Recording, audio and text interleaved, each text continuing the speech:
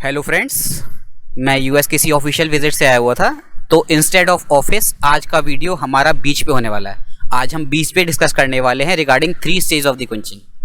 Friends, 3 stage of quenching पे जाने से पहले एक लाइन में समझते हैं कुंचिंग के बारे में।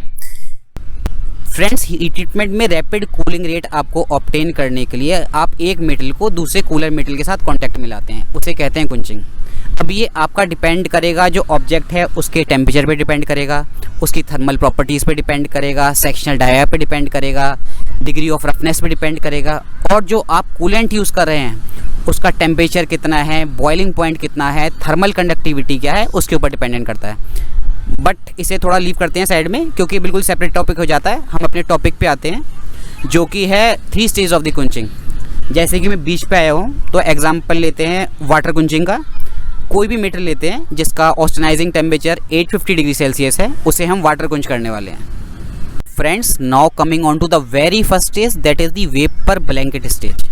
Immediately at the start of the quenching क्या होगा, आपके मेटल का मैंने बताया 850 डिग्री ऑस्टेनाइजिंग टेम्परेचर है, कुंचिंग टैंक में आया तो एक कंटिन्यूस वेपर ब्लैंकेट फॉर्म हो जाएगा अराउंड द मेटल। अब कंटिन्यूस वेपर ब्लैंकेट फॉर्म हो गया तो कोई भी नया लिक्विड तो आपके मेटल के कॉन्टैक्ट में आ नहीं पाएगा, इसलिए रेट ऑफ कूलिंग बहुत ही ज़्यादा स्लो हो जाती है।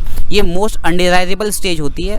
अब हीट लॉस होने के हमारे पास 2 ही तरीके हो गए कि हीट कैसे लूज करेगा मेटल, या तो रेडिएशन के थ्रू या फिर कंडक्शन के through, that is from water vapour to liquid water interface. Friends, now our second stage is the intermittent contact stage, या फिर आप कहते हैं लिक्विड बॉइलिंग स्टेज।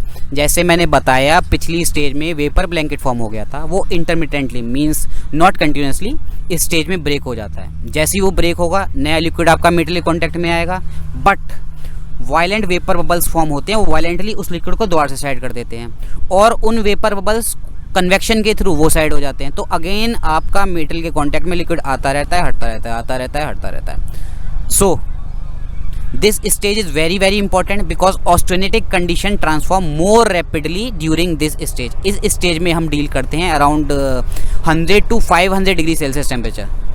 आते हैं अपनी लास्ट स्टेज पे, जिससे कहते हैं डायरेक्ट कॉन्टैक्ट स्टेज या फिर लिक्विड कूलिंग स्टेज। फ्रेंड, ये स्टेज तब स्टार्ट होगी जब आपके मेटल का टेम्परेचर आपके लिक्विड के बॉइलिंग पॉइंट के बराबर या फिर उससे कम आ जाएगा। इस स्टेज में कोई वेपर बबल्स फॉर्म नहीं होंगे। मैं लास्ट स्टेज में आपको बताया था, उसमें 100 से 500 डिग्री सेल्सियस में डील करते हैं, तो ऑलरेडी टेम्परेचर आपका कम हो चुका है, तो इसमें कोई वेपर बबल्स फॉर्म नहीं होंगे। इसमें जो आपका हीट लूज करेगा मेटल, वो थ्रू कंडक्शन एंड कन्वेक्शन।